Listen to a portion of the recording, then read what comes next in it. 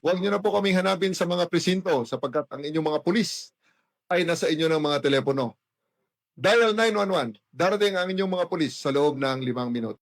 Lilingkod sa bawat Pilipino at magbibigay ng tamang impormasyon para sa tahimik at maayos na Pilipinas. Police News Network, alagad ng batas, tagapagtaguyod ng balitang pulis, sandigan ng mamamayan, patnubay ng katotohanan. La Campo Crame, maghahatid ng pinakahuling kaganapan at nagbabagang balita. Ito ang PNN Police News Network. At ngayon, ang inyong mga tagapagbalita. Magandang araw, bagong Pilipinas. Ako ang inyong alagad ng batas, tagataguyod ng Balitang Pulis.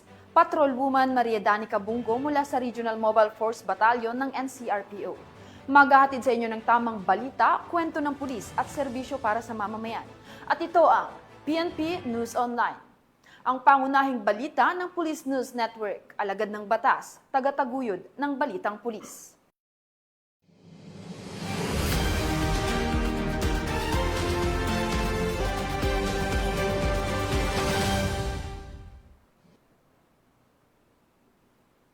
Narito ang mga balitang dapat niyong abangan. Tinatayang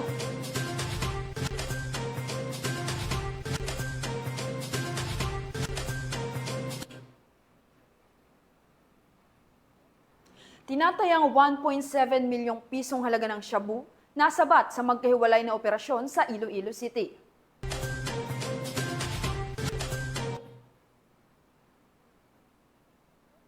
Most wanted person na may kasong qualified theft, arestado sa mabilis na aksyon ng PNP sa Ilocos Norte.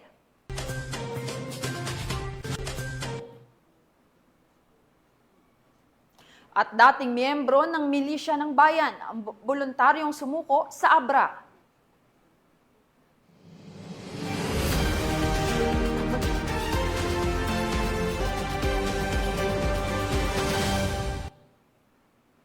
Narito ang mga balitang hatid ng ating PNN correspondents mula sa iba't ibang panig ng bansa.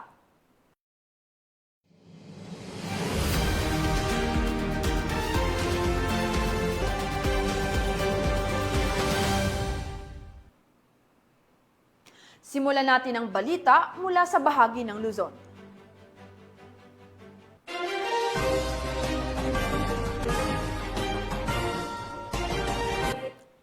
Hindi na nakalayo ang isang babaeng top 2 most wanted person na may kasong qualified theft matapos itong mamataan sa isang bus terminal sa Batak, Ilocos Norte sa pamamagitan ng mabilis na aksyon ng pulisya matapos ang tawag sa 911 ng isang alertong mamamayan.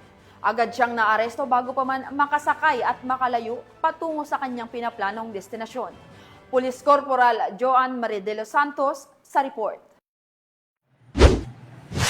Isang mabilis na aksyon ng kapulisan ang nagresulta sa pagkakadakip ng top 2 most wanted person sa lungsod ng Batak, Ilocos Norte matapos ang impormasyon mula sa 911 nito lamang Huwebes ng umaga.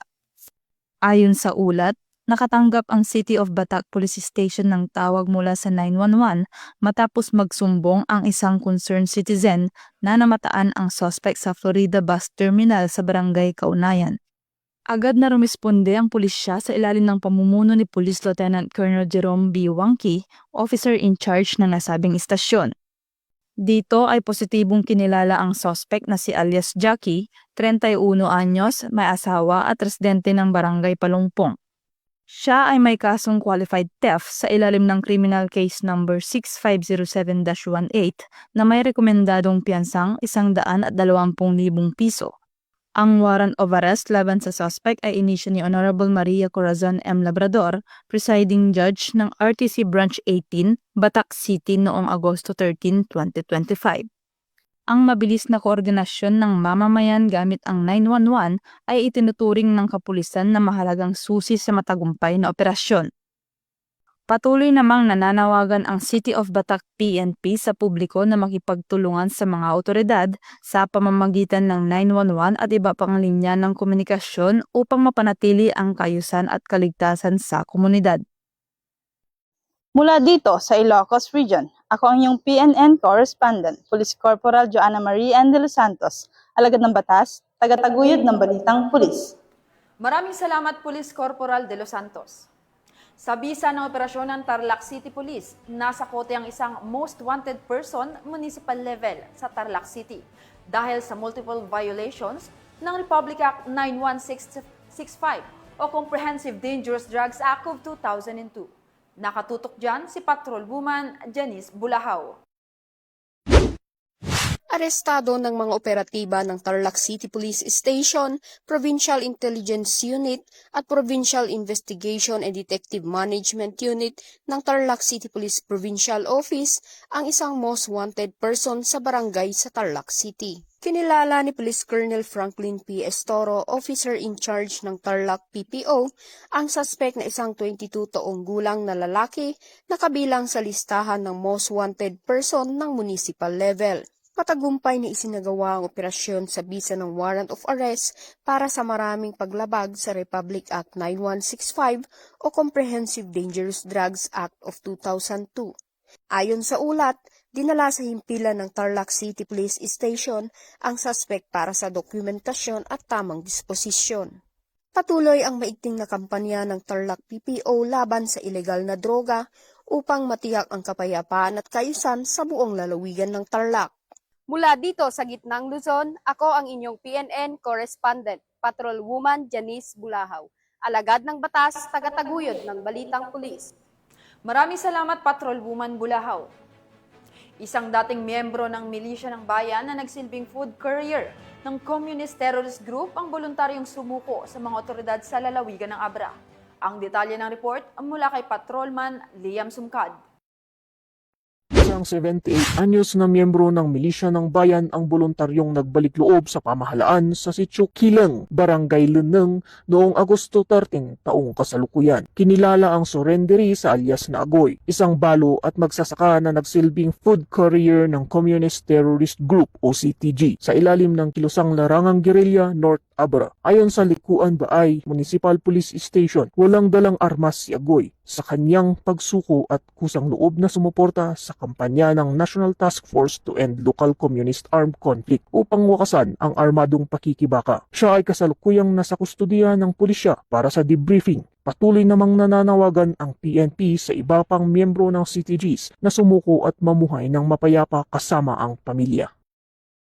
Mula dito sa Police Regional Office Cordillera Administrative Region, ako ang inyong PNN correspondent, Patrolman Sumkad, alagad ng batas, tagataguyod ng balitang pulis. Maraming salamat, Patrolman Sumkad. Tunghayan naman natin ang mga balita mula sa Visayas.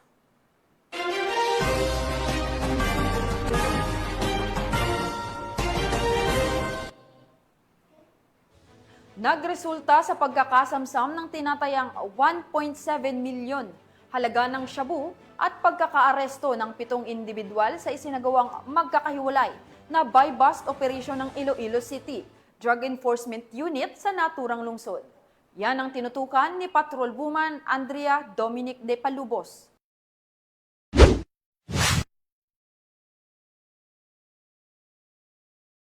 Sa patuloy na mas pinaigting na kampanya ng Philippine National Police laban sa iligal na droga, nasabat ang tinatayang 1.7 milyong halaga ng hinihinalang shabu sa magkahiwalay na drug buy-bust operation ng Iloilo City Drug Enforcement Unit nito lamang ika-14 ng Agosto taong kasalukuyan. Ayon sa ulat ng Police Regional Office 6, 7 katao ang naaresto sa magkakahiwalay na operasyon na isinagawa kahapon, kabilang na ang 3 itinuturing na high-value individuals at 4 na street-level drug personalities. Sa unang operasyon sa Barangay Baldoza, La Paz, arestado si alias Zaski, 32 anyos, residente ng Carles, Iloilo, na nagresulta sa pagkaka-recover ng tinatayang 200 gramo ng shabu na may standard drug price na 1.3 milyong piso. Samantala, sa sumunod na operasyon sa Barangay Rizal, La Paz, batas na aresto sina alias Leon, 53 taong gulang at alias Ranran, 49 na taong gulang na nagresulta sa pagkakasabat ng 50 gramo ng hinihinalang shabu na nagkakahalaga ng 340,000 piso. Ang operasyong ito ay bahagi ng mas pinaigting na kampanya pang tuluyang linisin ang Iloilo City sa banta ng iligal na droga. Mula dito sa Western Visayas, ako ang inyong Police News Network Correspondent, Patrolwoman Andrea Dominic Dipalobos. Alagad na batas, taga-taguyod na balitang pulis. Maraming salamat, Patrolwoman de Palubos. Narito naman ang mga balita mula sa bahagi ng Mindanao.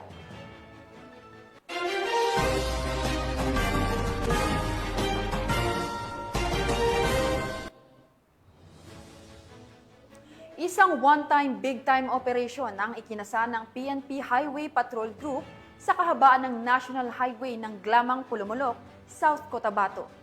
Alamin ang iba pang impormasyon mula kay Police Lieutenant Jean. Sa patuloy na pagpapanatili ng kaligtasan at kaayusan ng bawat kakalsadahan sa iba't ibang panig ng Pilipinas, isang one-time, big-time operation naman ang ikinasa ng HPG sa Rehiyon 12 sa pangunguna ni Police Lieutenant Colonel Ruel Villarin, Assistant Chief ng RHPU 12 sa kahabaan ng Glamang Pulumulok, South Cotabato nitong nakaraang araw. At narito po tayo ngayon sa Barangay Glamang, Pulumulok, South Cotabato upang isagawa ang isa na namang makubuluhang aktibidad ng ating kapulisan, ang initiated one-time, big-time operation kasabay ng pamimigay ng mga flyers sa ating mga kababayan. Layunin po ng aktibidad na ito na mas paigtingin ang kampanya laban sa mga motorcycles, motor vehicles-related crimes tulad ng carnapping at mapalawak pa ang mga kaalaman ng publiko tungkol sa mga batas trapiko. Ang nasabing operasyon ay bunga ng mas pinaigting na operasyon kontra carnapping at pagpapatupad ng mga batas trapiko sa kalsada. Layunin dito na mapanatili ang kaligtasan at disiplina ng ating mga kababayan na gumagamit ng ating mga lansangan at kakalsadahan. Patuloy na magiging masigasig ang Highway Patrol Group sa pagpapatupad ng mga operasyon at pagbibigay ng kaparusahan sa mga motoristang patuloy at paulit-ulit sa paglabag sa mga batas trapiko sa kalsada. Ang kaayusan at kaligtasan ng ating mga kalsada ay nakasalalay sa disiplina sa tamang paggamit nito at pakikipagtulungan sa mga kapulisan o iba pang sangay ng gobyerno na nagpapatupad ng batas sa kalsada. Kami ang guardian of the highways, ang kakampi nyo sa kalsada na patuloy na magbibigay ng serbisyong HPG na inyong maaasahan. Dahil dito sa ating bagong Pilipinas, ang gusto ng pulis, ligtas ka. At sa iba pang balitang serbisyong HPG, tumutok lamang sa aming YouTube channel at Facebook page na Police News Network. At mula dito sa RHPU 12, ako po ang inyong PNN correspondent, Police Lieutenant Jean A. Alimuhani para sa Police News Network. Alagad ng batas, tagataguyod ng balitang pulis. Maraming salamat, Police Lieutenant Jean Alimuhanid. Arestado ang isang lalaki sa Barangay San Teodoro, Bunawan, Agusan del Sur, matapos mahuli sa iligal na pagbebenta ng chainsaw online nang walang kaukulang permit. Nakibalita dyan si Patrolwoman Mary Grace Artizuela.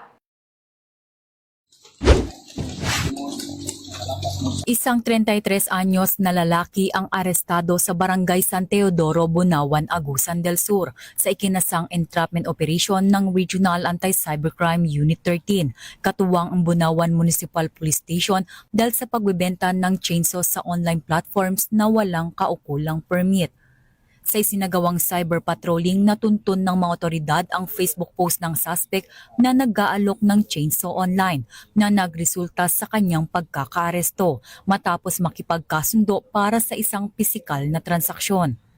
Kinilala ang suspect na si alias Ano na nahaharap sa kasong paglabag sa Republic Act 9175 Wang Chainsaw Act of 2002 na may kaugnayan sa Cybercrime Prevention Act. Kasalukuyan itong nasa kustodiya ng Bunawan Municipal Police Station kasama ang mga nakumpiskang ebidensya para sa dokumentasyon at agarang disposisyon ng kaso. Laging tandaan, iwasan magbenta online ng chainsaw nang walang kaukulang permit mula sa DENR. Yun lamang po at maraming salamat. muli naming pinapaalalahanan ng publiko na maging mapanuri sa bawat transaksyon online. Mula dito sa Campo Crame, ako ang inyong PNN correspondent, Patrolwoman Mary Grace Arquizuela, nagbabalita para sa Police News Network, alagad ng batas, tagataguyod ng balitang pulis. Maraming salamat, Patrolwoman Arquizuela. Tinatayang 1.45 milyong halaga ng iligal na droga ang nasamsam, habang 35 drug suspect ang naaresto sa isinagawang simultaneous anti-criminality sa law enforcement operations ng PNP sa rehiyon ng Caraga. Ang balita mula kay Patrolwoman Kay Francisco. Umabot sa 1.45 million ang halaga ng shabu at marijuana ang nasamsam at 35 na drug suspect ang naaresto sa isinagawang simultaneous anti-criminality law enforcement operations ng PNP Caraga mula Agosto 7 hanggang Gis 2025. Ayon kay Police Brigadier General Marshal Mariano P. Maestrado IV, Regional Director ng Police Regional Office 13, sa nakumpiskang 215.53 na gramo ng shabu na nagkakahalaga ng 1,452,004 pesos at 6 na gramo na marijuana na tinatayang 720 pesos ang halaga. Inakamalaking drug haul ang naitala ng BCPO matapos mahuli ang high-value target na si alias Insik, 46 anyos at residente ng Barangay Limaha, Butuan City, na nahulihan ng 110 na gramo na hinihinalang shabu na nagkakahalaga ng 748,000 pesos sa Barangay Ambago, Butuan City. Ayon kay Regional Director Maestrado IV, ay patuloy nilang palalakasin ang kampanya laban sa iligal na droga sa rehiyon. Walang lugar sa Caraga para sa mga sangkot sa iligal na gawain. Sisiguraduhin namin sila ay mananagot sa batas. Mula rito sa rehiyon ng Caraga, ako yung Police News Network Correspondent, Patrolwoman Kay Francisco, alagad ng batas, tagataguyod ng balitang pulis. Maraming salamat, Patrolwoman Francisco. Isang lalaki ang arestado sa Compostela, Davao de Oro sa bisa ng search warrant na ipinatupad ng Regional Police Drug Enforcement Unit 11 matapos makumpiskahan ng 100,000 pisong halaga ng shabu. Magbabalita dyan si Patrolwoman Aldin Canyazares. Arestado ang isang 34 anyos na lalaki sa ikinasang operasyon na pinangunahan ng operatiba ng Regional Police Drug Enforcement 11 noong hapon ng 14 ng Agosto sa Purok 12, Barangay Poblacion, Compostela, Davao de Oro. Kinilala ang suspek sa alias na Boss na residente ng nasabing lugar. Sa bisa ng search warrant, hinalughog ng mga otoridad ang tirahan ng suspek na nagresulta sa pagkakakumpiska ng humigit kumulang 15 grams ng hinihinalang shabu na may standard drug price na 102,000 pesos at iba pang drug paraphernalia. Si Boss ay nahaharap ngayon sa kasong paglabag sa Republic Act 9165 o Comprehensive Dangerous Drugs Act of 2002. Sa pamamagitan ng koordinadong operasyon at mahigpit na pagpapatupad ng batas, ipinapakita ng kapulisan ang kanilang pangakong panatilihing ligtas at mapayapa ang bawat barangay. Mula dito sa Police Regional Office 11, ako ang inyong PNN correspondent, Patrolwoman Aldin Canyazares, alagad ng batas, tagataguyod ng balitang pulis. Maraming salamat, Patrolwoman Canyazares. At yan ang mga balitang nakalap ng ating PNN correspondents mula Luzon, Visayas at Mindanao. At bago po tayo magtapos, nais ko lamang pong batiin ng isang maligayang kaarawan ng si Patrolman Javier ng Quezon City Police District. Yan, happy birthday and God bless po, Sir Andeng. At sa ngalan ng pamunuan ng Philippine National Police sa pangunguna ni PNP Chief Police General Nicolas Torre III at sa pamumuno ni President Ferdinand Bongbong Marcos Jr., kami ay maglilingkod sa bawat Pilipino at magbibigay ng tama at balanseng balita. At sa mga mahal naming kababayan, huwag na kayong maghanap ng pulis sa presinto sapagkat kami po ay nasa inyo ng mga telepono. Tumawag sa 911, darating kami sa loob ng 5 minuto. Mula rito sa tanggapan ng tagapag-ugnay ng pambansang pulisya, ako ang inyong alagad ng batas, tagataguyod ng Balitang Pulis, Patrolwoman Maria Danica Bacal Subungo ng Regional Mobile Force Battalion ng NCRPO. Maghahatid ng tamang balita, kwento ng pulis at serbisyo para sa mamamayan. At ito ang PNP News Online, ang pangunahing balita ng Police News Network.